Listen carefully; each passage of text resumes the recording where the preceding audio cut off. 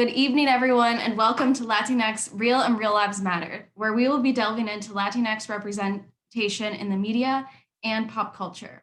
I'm excited to kick off this event tonight, but first off, I want to say thank you to our team of Daniel Rodriguez, Marcos Cruz, Stephanie Cedeno, and Nadine Holmes. Additionally, I would love to thank the Alumni Association and Abby from the events team for helping put this event together. As a little background on our society, we were founded in 2018 and we work to unite and support, connect and advocate, and empower our diverse Latinx alumni. We find immense pride and community in our Latinx heritage, and we want to connect you with Ohio State University. We aim to have educational, exciting programming regarding our culture and those who represent us.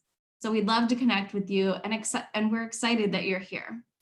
Our past virtual event delved into identity and identifiers, and upcoming, we will be having a DJ Latinx night. So please look out for those future events via email. Before we begin, I do want to encourage you to utilize our Q&A in the chat below, as Daniel Rodriguez will be moderating your questions after the presentation. Now, without further ado, as a distinguished university professor, creator of the first documentary on the history of Latinx superheroes and comics, co-founder and director of SoulCon, the Brown and Black and Indigenous Comics Expo, Dr. Aldama, Professor Latinx, will be sharing about Latinx representation. Thank you, Jessica. Thank you, everybody, for, as I mentioned before, kind of doing this work to make sure that we hold together as community during this really, really tough time of the pandemic. So I just out of the gate want to ask, and it's I'm going to need to have some of my team here help me out with any comments on this one, but I wanted to ask out of the gate what Latinx pop culture have you encountered lately? And if you could just share, think about it for a minute, pop culture, what that means to you, but Latinx pop culture in particular. Maybe for those of you in the audience right now, you can just throw us a couple of ideas of things that you've encountered or created yourself, or I don't know, engaged with. Yay. So we have, Natalia is in the audience. Very cool. BuzzFeed's Perro-like page. And we have Juan, does Bad Bunny count? Yeah. And okay, yeah. AOC, our superwoman, superhero, sure. Latinx voters, okay. Yes, that's definitely popular culture, important popular culture. Narcos, yeah, no. Yeah, boo, you're right. Okay, so yeah, I love it. It's definitely, if I asked, or when I asked this question a couple of years ago, people were scratching their head for a little bit. And then you start talking about certain things and they're like, oh yeah, oh yeah, oh yeah. But as you guys showed me right here so quickly, you have to kind of go out of your way, right? You really have to go out of your way not to have some kind of engagement with Latinx pop culture today. It's everywhere. I am going to now segue into our sort of lecture part of the program. And I'm going to start kind of at the beginning of my journey and kind of weave us around and through to today. But yeah, my journey is my prehistory journey. And it starts in Mexico City with my Chilango activist papa. And for those of you who are not sort of familiar with this kind of term of endearment, Chilangos is the term used to refer to those of Mexico City. Well, he was of the generation, he was a young person, he was in high school when he was late high school when the Tlatelolco massacre happened in '68. And even before that, he was already pretty mobilized. He was definitely very kind of activist in everything that he did. But this really, really made him a strong activist. He actually lost some of his best friends during this massacre where the government came in and basically surrounded the plaza there and murdered students and workers that were protesting the government and the working conditions and exploitation. My mama, who's Guatemalan Irish, actually traveled from California down to, she was on her way to Guatemala when she was 18 and got off the bus in Mexico City and fell in love with Mexico City and met my dad and had us and a family. Things didn't quite work out. And she brought us back as a single mom to California, Califas. And we as little, chavalitos were told not to speak that dirty Mexican and literally like were punished for being Mexican basically. And it wasn't until I finally like learned how to speak English with this kind of weird neutral international kind of English with no accent that, my mom was like, okay, I've got to do something. And she put herself single mom through Sac State, the education school, and became a bilingual education teacher, really committed to changing the lives of those like me and my brother. I ended up, of all places at UC Berkeley, I am the proud kind of recipient of affirmative action. And, a lot of us, wouldn't be where we are today without that. Basically, decided to go into English in spite of the fact that I knew that, the thing that I was told to do was become a pre-med and go become a doctor if I wasn't going to become an engineer, because, well, that's what, we do in our communities. That's the thing that seems most visible to our communities as kind of making money, as being viable careers. I chose English because I was so excited about this thing, storytelling. And I really wanted to understand why we tell stories everywhere in our everyday lives with each other, in narrative fiction, in film, in comic books, all of the above. And because I was so interested in like where creativity comes from, but also where like stories can take us and the kind of ways that stories become gel and hold us together, that I also minored in psychology. From there, I went on to Stanford, and you can see like Stanford is the second photograph there, all of the incredible sort of palm trees they have at Stanford. I was like completely wowed. I was just like the kind of like wealth of Stanford was just, I'd never seen that before.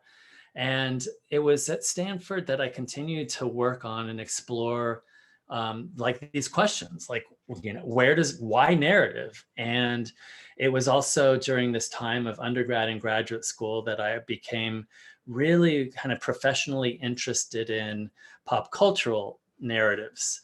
Pop cultural narratives by and about Latinxes, so comic books, film, cinema, all of the above.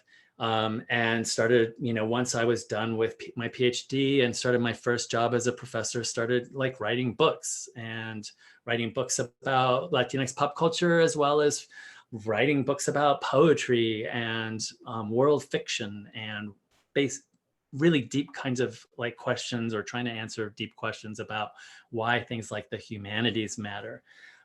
So yeah, just like constantly driving, kind of pushing into these spaces. Yeah, and Latinx pop cultural studies to understand, to expand, to enrich our understanding of our active creation and active reception of Latinx cultural phenomena. Because I mentioned active reception because there's so much bad stuff out there. It was kind of getting me down, but I realized that while there's a lot of bad stuff and there's a lot of work that we can do in those spaces to make that better, we aren't just passive recipients of this like bad pop cultural production that misrepresents Latinx communities. That we are co-creators in this stripping down, distilling, and reconstructing of the building blocks of reality, as situated within social, political, and linguistic historical contexts. So really trying to get at understanding how Latinx creations make new our perception, thought, and feeling about the world in materially transformative ways. So taking what is around us as Latinx creators, distilling them, paraphrasing, recreating, and then putting them back out in the world in interesting, vital, and lively ways. For me, the building blocks of the US reality are Latinx.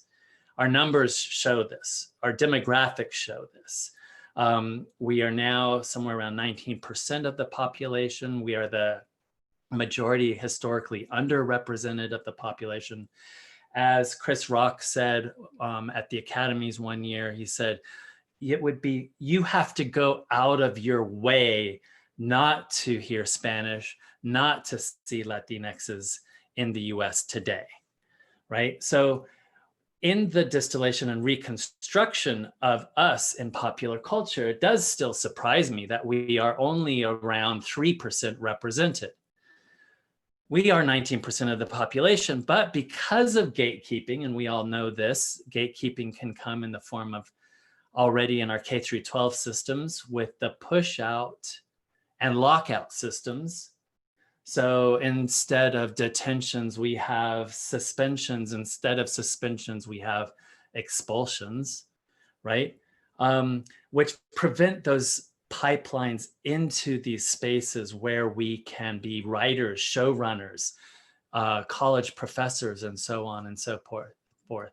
So yeah, we end up being less than 3% represented in all the sort of areas that we've been talking about: film, comics, music, literature, the arts in general. We've been blocked from access to knowledge, to concepts, to this wide spectrum of experience. We've been blocked from realizing our full potentialities, right? We've been blocked. Our communities have been willfully absented from the US cultural imaginary, right? So here in my study of cultural phenomena by and about Latinx culture, this can shed light about how media continues to diminish the real, as in cinema reels, complex presence of real us, real Latinxes today. And it can shed light on how Latinx cultural phenomenon reconstruct our complex identities and experiences. So not just what the mainstream is doing to diminish our presence, but what our cultural creators are doing to reconstruct in complex ways our identities and experiences, to open us, to make us wake to the culture of how we are in this world, to make new our perception and thought and feeling about who we are, how we are. Just to give you a quick kind of rundown of like the things that we've become so like habituated to in our grocery stores and our billboards, students on campus sometimes thinking it's cool to wear like the cool like Calavera t-shirt, but not really knowing like the Day of the Dead, important traditions there. Us on magazine covers, but usually in really hypersexualized ways. Go down the aisle in your grocery store and you can't just buy Mexican chocolate. It has to be sweet, spicy, steamy chocolate, right? With your abuelita there drinking her sweet, spicy, steamy chocolate. So yeah, hypersexualized, something that's a threat to be removed, to be gotten rid of, etc. That's how we're being reconstructed. Oversexed, hot-headed, cowardly, betrayer, criminal, buffoon. These are all standard fare in most mainstream reconstructions of us. Dora, and I love Dora, especially when my little one was little, because there was finally, Latinx representation and there was Spanish. But when you really look and listen, Spanish is never given any cultural context. It's like Spanish, even in the space, the world of Dora is like a wrench that you use, a tool without any sense of the cultural context that's grown that particular tool. mainstream Latinxes, right? Modern Family. Oh my goodness. Sofia Vergara, right? Now, don't get me wrong. I know she's like one of the highest paid, if not the highest paid actor in TV, but she's built her career in and around this hypersexualized Latina representation who stumbles right through English and is the butt of the jokes, right, in everything that she does. Hypersexualized, malapropistic, stumbling over language, and of course, the buffoon, right? But it's like not just Latinas, it's also Latinos. And in Dax Shepard's reconstruction of this, really, like when it came out, when I was a kid, Chips was really amazing, right? With Poncherello. And it was remade into a movie of late. And you'd think that in the 21st century, we would have moved away from these kinds of stereotypes. But no, the first time that we're introduced to Poncherello in the movie version that just came out a couple of years ago, he is characterized out of the gate as hypersexualized. Fuck. Oh god. Oh fuck. Yo. So that's him. And we all love Michael Pena, but Michael Pena, no matter how great an actor he is very kind of constrained by this characterization, because that is his personality. In fact, it's so much so that he can't. I'm sorry you crashed, man. I tried to warn you. I don't want to talk about it. Masturbating all the time. Look, man, just real quick. I wasn't trying to embarrass you. We all have sex issues. I haven't slept with my wife in a year. But when people have over-sexualized behavior like yours, sometimes that's evidence of past childhood trauma. And I just wanted you to feel safe talking to me. There's been no trauma, okay? And my goal in life isn't to feel safe talking to you. What I do and how many times I do it in the bathroom, that's personal, okay? That's my business. That's not our business. I'll stay out of it. So as you can see, this is just a quick clip. Deflecting. And again, Okay, why are you counting how many times I go to the bathroom? Hard to miss, man. It's really pervy, man. Oh, it's pervy. Yeah. We're on and off these bikes every half an hour so you can go in there and unload. Why don't you drive? I think you get the idea, but there are other ways as well. I mentioned all of the kind of typical stereotypes that in this mainstream reconstruction of us simplify and denigrate. Yeah, I mean, I've written a book on superheroes and Latinxes. And so this is something that is really close to my heart. In the DC the reboot of the New 52 of Shazam, I was really excited because Billy Batson is taken in by a Latinx family, the Vasquez family. But in the film reconstruction, instead of casting Latinx actors to be the parents, we get a Samoan, right? Cooper Andrews as the Papa, Victor, and a Spaniard, Marta Milans as Rosa.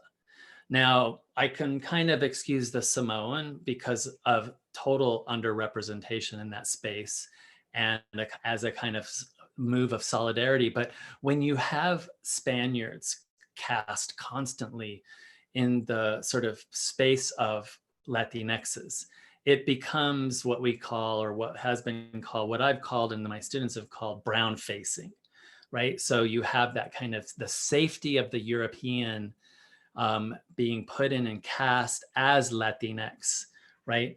And we're tired of that. We're tired of that. There are other ways as well, right? In superhero spaces, like the Batman v Superman, when Superman has just saved from a high-tech invasion, Kryptonian invasion. We understand why we need him there, because we've got like Kryptonians coming in with all their high-tech weaponry.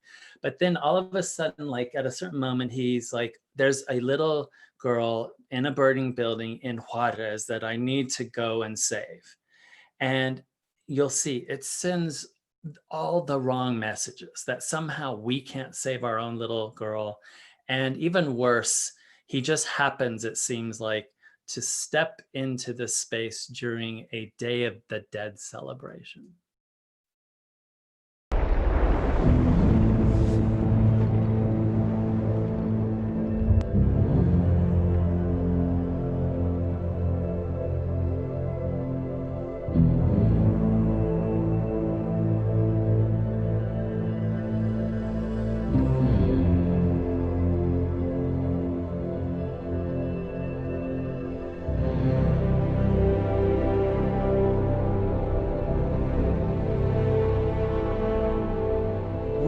as a population on this planet, have been looking for a savior. 90% of people believe in a higher power, and every... So here again, the issue is that, of course, you know, we aren't seen throughout the movie, and then when we are finally seen, it's in this really stereotypical way.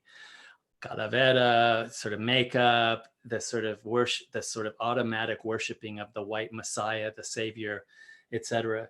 And you know, the thing is that because we don't have a spectrum of representation, this starts to carry the weight of representation of Latinxes.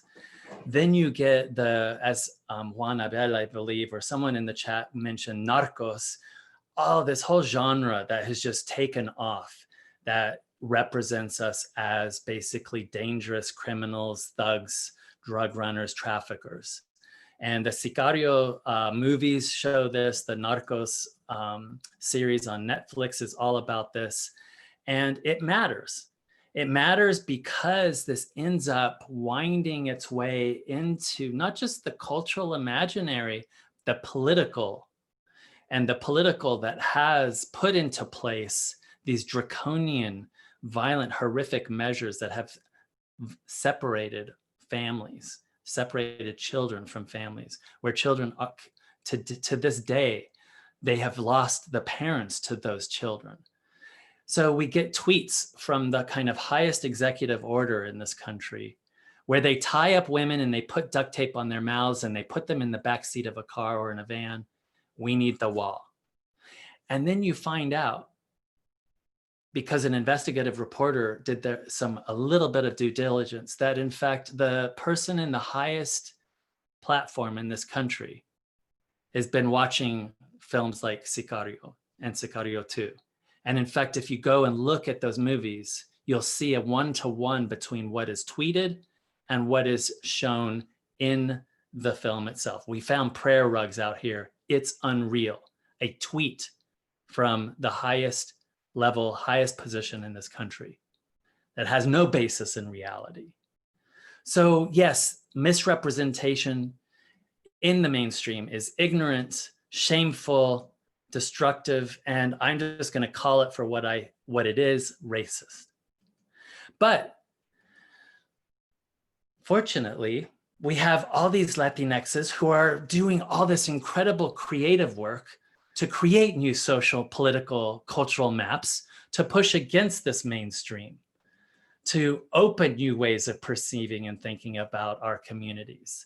And I start this one with Muerto Mouse by Lalo Alcaraz, because you see here the kind of energy and the power of the creations coming out of the Latinx community that are saying, no, we don't stand for this. We will not stand for this. And in 2013, when Disney tried to file a patent to trademark Dia de los Muertos, Muerto Mouse came out with Lalo. And there was a huge resistance movement that formed in and around that. And they backed off.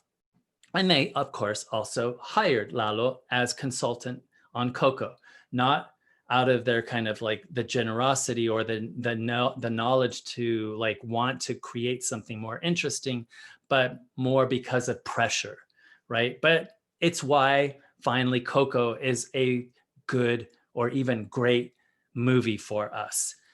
The abuelita in Coco originally was throwing a wooden spoon and not her sandal, her chancla.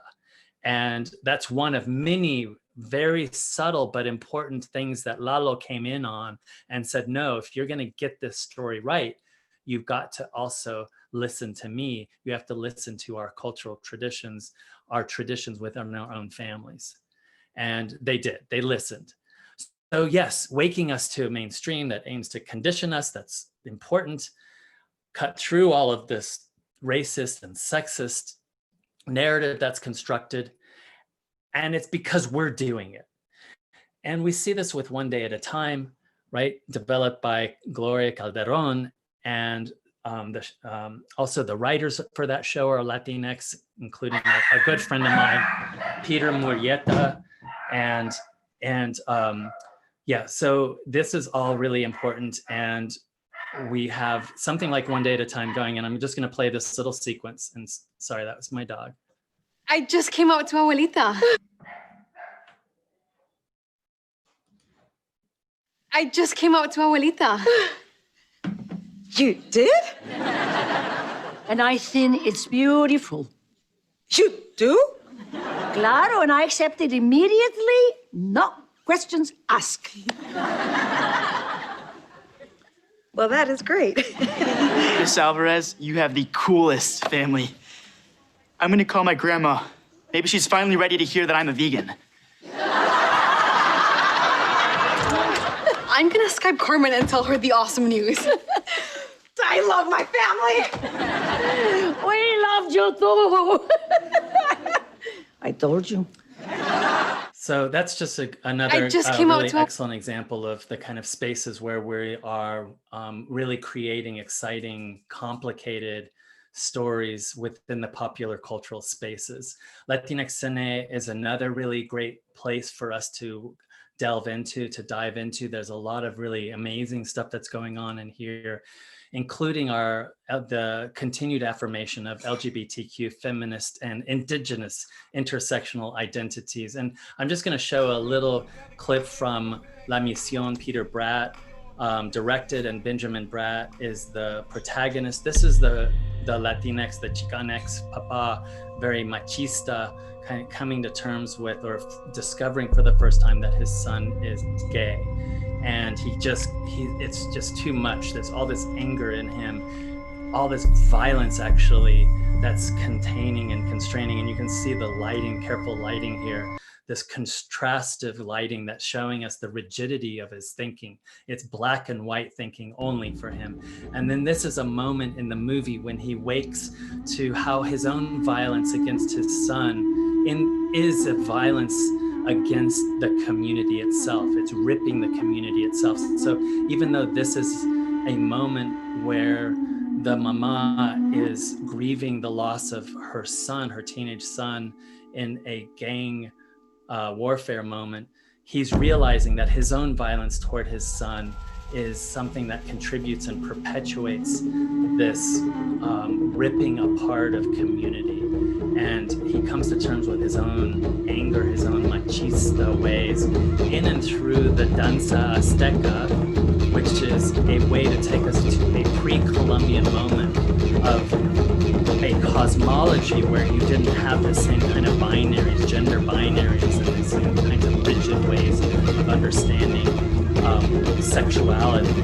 So, and then suddenly it rains, and you feel this kind of catharsis as he comes to terms with his own violence. So many ways that we, I'm just gonna move us to comics. Even before comics, animation. I mentioned Coco, but Book of Life to me is really like where my heart's at. And I love it because its primary audience is really, it's the detention kids. It's those kids that have been considered not worthy of teaching, that not worthy of the time of the school. It's the goth Latinx Luca Ramirez and others. It's also an animation that very deliberately says, I'm putting Mexico at the center of the universe. It refuses a tourist view of Latinx culture. Center of the universe. And long ago, in the center of Mexico, was the quaint little town of San Angel. Churros! Churros! Frosted churros! Now naturally, since San Angel was the center of the universe, directly below it lay the land of the remembered. So I'm just gonna keep moving us forward. I wanna make sure we get some comics in here too.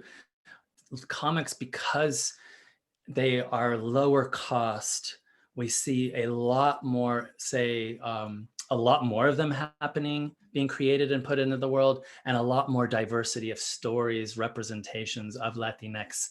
I still was looking for characters that were not sidekicks, were not the side story. A culture that I'm a part of sometimes misses the point. Latino comics in Latin America tend to be more white. Being a Latino who's drawing it, it's a Latino thing. I can draw a fire hydrant, it's still a Latino drew that. The Latin lover stereotype. The whole town is lazy and drunk and all that other stuff.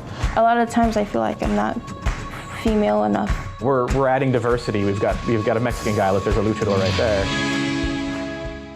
I think that we made some serious strides with African-American characters and LGBTQ characters, that there still is not enough representations of people of Latin descent. Communities need to see themselves in the media they consume. There's Dominican, there's Puerto Rican, there's Mexican, there's Nicaraguan, it's just all over the place. The most exciting thing about right now is knowing that there are superheroes that are being written for everyone. Oh, the future it's limitless. So comics, I just love comics, and I've written on comics. I've published comics. I've got a trade press series that publishes comics because, it's like I said, if you got a pen, you got ink, you got pencil, you got paper, you can do comics. And even if you're not an excellent drawer, you can work with someone who is. You can be part of the creative process as the storyteller. Rodi Montijo's Pablo's Inferno is one of my sort of favorites. Pablo gets run over in the first, page, but he goes on this like incredible adventure that takes him into the underworld, Mictlan. And in Mictlan, he meets the superhero kind of character Quetzal, who teaches him of his pre-Columbian history through the Codex. Again, the Codex itself as a kind of pre-form to the comics that we know today, narratives shown through drawing. And there's a restoration of harmony in the end.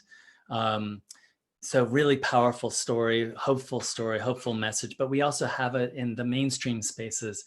Gabi Rivera, Latinx queering of mainstream comics with America Chavez, right? One of her superpowers is being able to punch right through borders between worlds. She fights white fascist patriarchy. And of course, this great panel here, that's an allusion also to the Captain America punching Hitler. But here we have a Latinx queer bilingual character. And what I love too, is she finally saves the day in issue 12 with her abuelita. They are the ones that work together. I create my own comics with Juan Arguil. We have this one called Labyrinths Born, which is set in a future after the event. I wrote the script before the pandemic, but it really kind of does relate to us in the pandemic. But it's also really hopeful. The old people, myself, sort of my age group included, we all kind of melt away. Something happens to our bones, and the world is left to the young, the youth, the new generation, and they use their knowledge in the arts and sciences and humanities to create a positive, progressive place.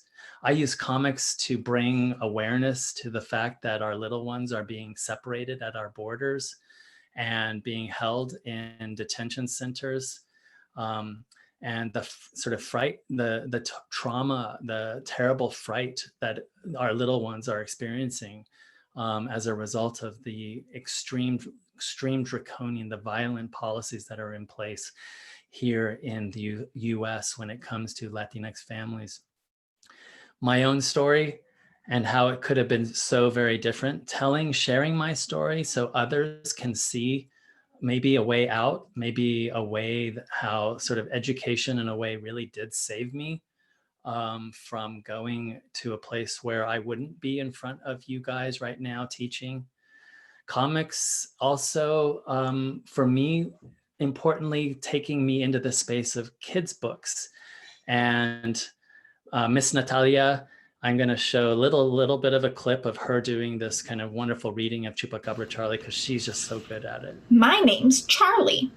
I'm a chupacabra, one of those creatures from made-up human stories. A monster, except I'm the real deal. I live with my Mama Lula and Papa Rolo. We live above the humans in a cuarto de azotea. A cuarto de azotea is a breeze block room that sits atop flat roofs in Mexico. So I'm going to move toward the end here. Hurrying down the path of the 3 prickly pear cactus, we find El Señor Big Bigote with his head tucked under the hood of a '67 Chevy Impala. El Señor Big Bigote, Would you fly us across the wall so we can be home before dawn? We beg him, and then we offer him the giant jar of pickles. With such a gift, how can I refuse? And I want to try out my latest pickle-powered combustion engine. So they save the kids from the cages, and they the El Señor Bogote like flies them across the wall so they can get back home before the parents wake up. I've also in my fiction writing, I also include illustrations to give us that sense of a multimedia dimension. But really, I'm like comics right now, pop culture right now for me is this really vital space for Latinxes to be changing the narrative. And I created this Latinx Pop Lab where, I really more systematically want to ask these questions about popular culture in our lives.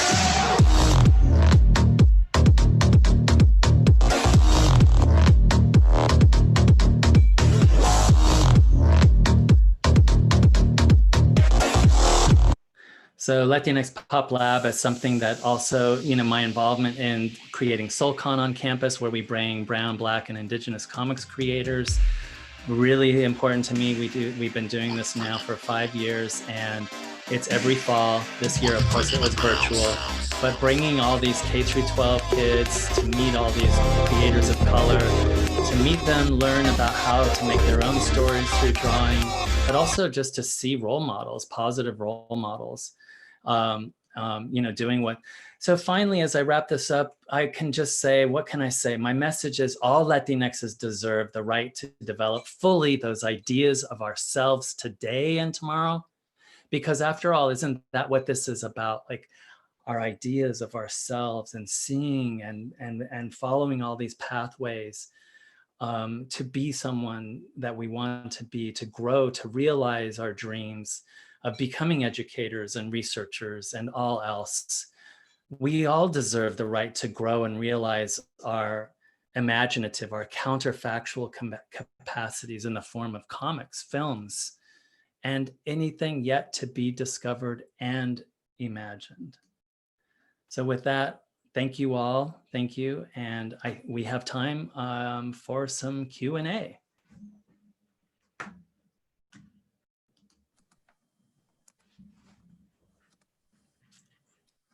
Hi, everyone. My name is Anir Rodriguez. I'm going to help moderate here. So if you have any questions, feel free to put them in the chat box, and we can ask Dr. Aldama. And as we let our guests have a moment here to think about maybe what they want to ask, something that we've been thinking about, how do we actively, as active consumers of media, how do we combat these negative stereotypes that we see?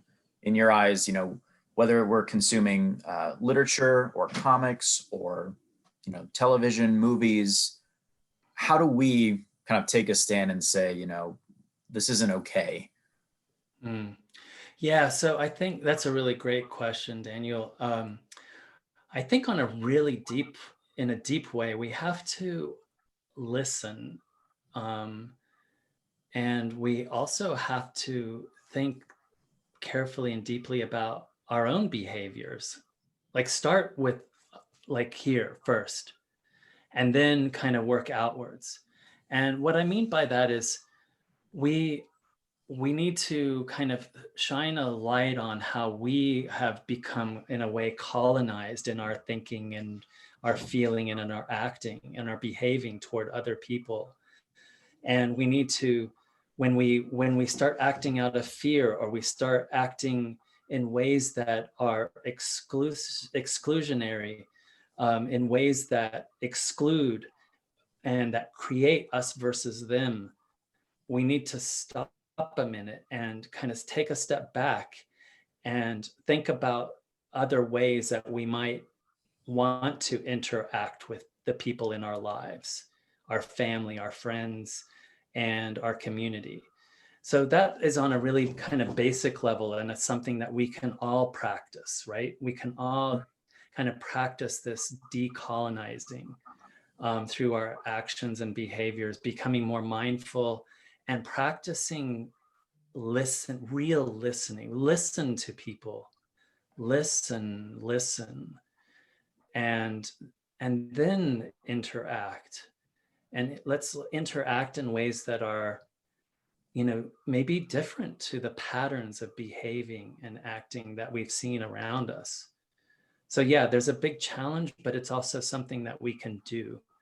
The other part, of course, is I'm a big believer in kind of getting ourselves out there and role modeling and helping open, pathways and access. So Daniel, like you're not just kind of, you see like where you came from in your rear view mirror all the time, and you take that with you in what you're doing today and for tomorrow, so that you can open and clear spaces for other people to kind of come into this space, right? Right. Yeah, and I mean, what you talk about in terms of really listening, because I think a lot of times, especially in the climate now, we talk so much at each other without really listening to what we're saying. And then what you talked about, the subconscious colonization, I think is a really powerful notion of how these things perpetuate a lot of times, which is, we just got to stop and think about it sometimes. Like, why is that the way it is? And why is that? Yeah. Because it's not. It's easy to be angry and to act from anger. It's easier to act from fear, because those patterns are patterns that we see around us all the time. Right. So the work that we all have to do it's hard work, but it's the deep work. And it's exactly what you were just saying, Daniel. And some questions are coming in now from the audience. Yeah, I see. Yeah. So one is really interesting, right? The In the Heights and West Side Story releases, and Crazy Rich Asians and Black Panther. Yeah, those are great questions, because these are actually like at the tip of all of our brains right now. Why? Because we haven't had our Wakanda moment, and we haven't had our crazy rich Asian moment. And we have had movies like Crazy Rich Asians, in that it's all Latinx directed and all Latinx cast, but we haven't had the same kind of like response across all audiences to those films. They've usually remained pretty niche, and that's not where we're at. And often they remain niche not because the narratives don't appeal to a huge range of audience members. It's because of the marketing. The marketing people think that we're niche. They still think of us as niche, and they don't see of us as actually the kind of majority audience. In fact, we are majority audiences. If you look at the data, we and our families are the ones that go to the movies the most. But yeah, that's a really great question. I think In the Heights, I don't know much about a West Side Story film. I guess that's a new reboot of that. But In the Heights, I am so excited about. I was so hoping that it would come out this summer, but of course the pandemic squashed that possibility. It will, I think, be our Wakanda. Yeah, absolutely. I mean, even a remake can be so powerful, and done years apart, the representation can be that much more robust and accurate, I think. So that'll be very powerful. Questions from Natalia. So Latinx communities are often seen monolithic. We all know, of course, that that's a myth. How do you see popular culture counteracting the perception that being Latinx is just one thing? Or is mainstream popular media still subscribing to painting all Latinx cultures the same?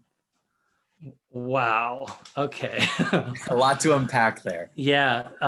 First of all, Miss Natalia, thank you for the cameo in my video presentation here. You are the best. And I've told people this already, but if Natalia had been my pre-K teacher in Sacramento, outside of Sacramento, I probably would have been a much better, more adjusted person today.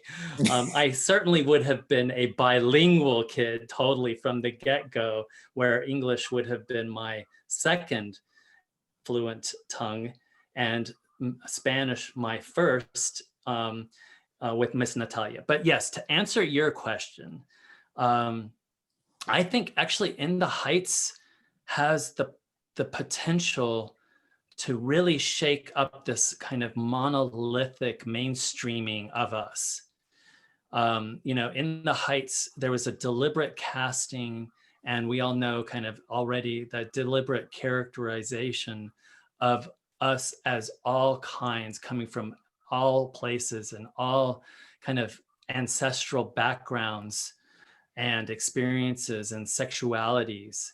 So I think that this is going to be a film that will be the shakeup on that kind of big mainstream level. So yeah, I really think that that's going to be like, I'm not just hopeful, I'm convinced that this is going to be the movie for us.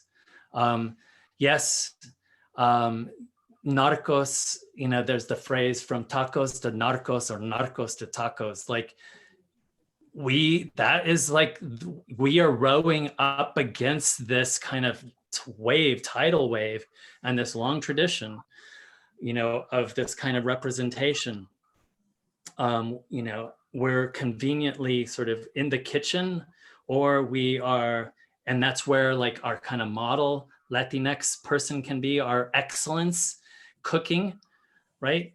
Nannying, taking care of like people's babies, etc.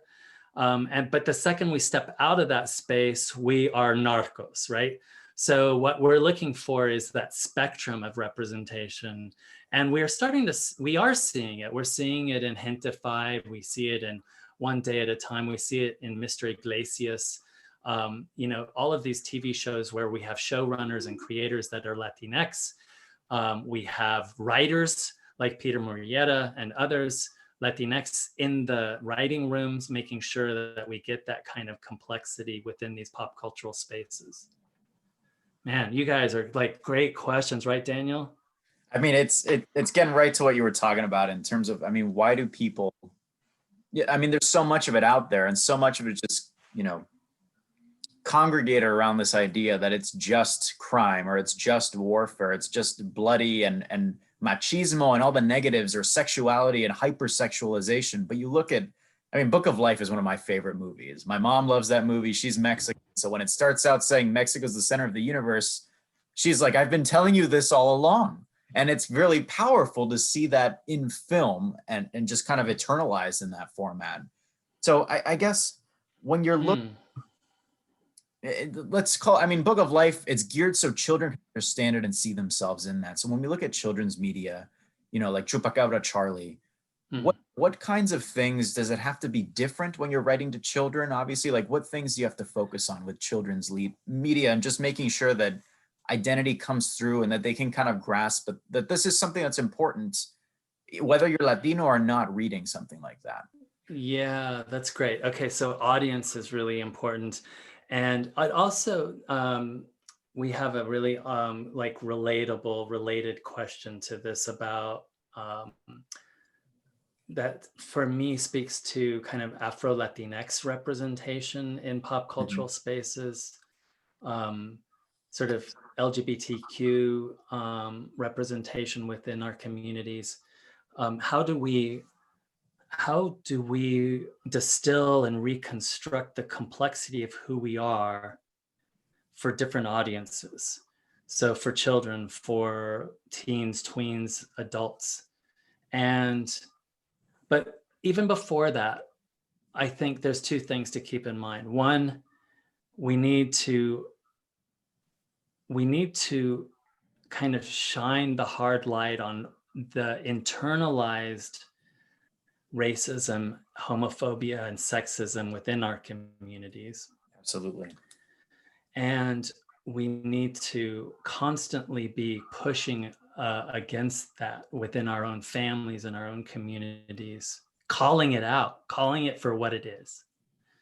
the tia that's not invited to Christmas and has never been because she, right, has features that remind the rest of the family that we have indigenous ancestry. The tío who has features that are more Afro-Latinx, who's never invited or talked about. Like that is not happening. We're done. Pretty blatant racism there. Yeah.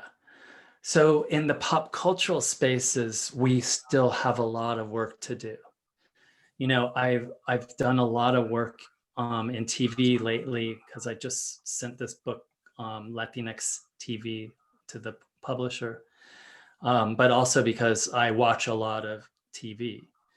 And I watch it professionally. And I've, you know, when there is Afro-Latinx representation, it is like, it's another kind of Wakanda moment. It's like, oh my God, like, yeah, it's, you know, finally. But it's that rare, and that needs to change. When I did the Chupacabra Charlie story, and it's a series, the next one will be from the point of view of Lupe. I worked with the illustrator Chris Escobar, and I said, I do not want Lupe to look like Dora. This kind of ethno-racially ambiguous, like cute, like with like just the right kind of, you know, Caucasian features and stuff. Right. I'm like, no, we're gonna make this little girl like all of our little girls in our, you know, like, you know, definitely like mestiza, indigenous, you know, wears whatever she wants to wear. She's got like a skateboard, you know, all that kind of cool stuff. Because yeah, we need to, in these spaces, we need to show little girls that they can be any way they want to be. They can choose to be and act and think of themselves in any ways that they want to act. And so, yeah, really great question though, Daniel. It is at the same time, I want this book to be for the kids, and I want them to be engaged and really like there's an adventure here. I want them to feel the excitement of adventure, but it's an adventure that hinges on them freeing children from cages. So from that, we can, the parent reading with the kid or the kid kind of putting the words next to the images, maybe there's questions that they ask about this. And in fact, I've seen this. And Miss Natalia teaches this when she teaches the book, that it's okay to take us to those places. That in fact, kids' literature has taken us to really difficult places through adventure, right? In European tradition of storytelling. So why can't we also do that, right? Absolutely. Well, especially with such rich cultural stories that are so integrated with everything that we do, and the way that we pass stories on, I think it's a really beautiful culture wholly. And I'm speaking biasly, but I mean, it truly is very colorful. And sometimes that color is just washed out in a sepia tone in a movie that depicts everything as gray or yellow. And it's unfair at the end of the day. I think we have time for one more question here, and I think it's a powerful one. So what can we do to lift up artists who are constantly held back, gatekeeping, whose storytelling resonates with us? So I think, mentorship I know is really important to you. What is it? It's difficult, when you don't see people that look like you do in this work, or not a lot of people. So what can you do past those gatekeepers to kind of make your voice heard?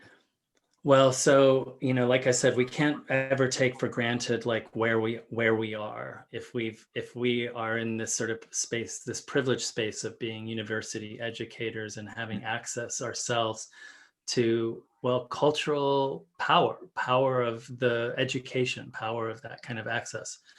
So, Laser, my Latinx space for enrichment research, and kind of being in high schools and cultivating our Latinx high schoolers, not just with the idea of like going to college, which is definitely the dominant, but kind of exercising their creative, cultural, kind of imaginary, kind of wherever that goes.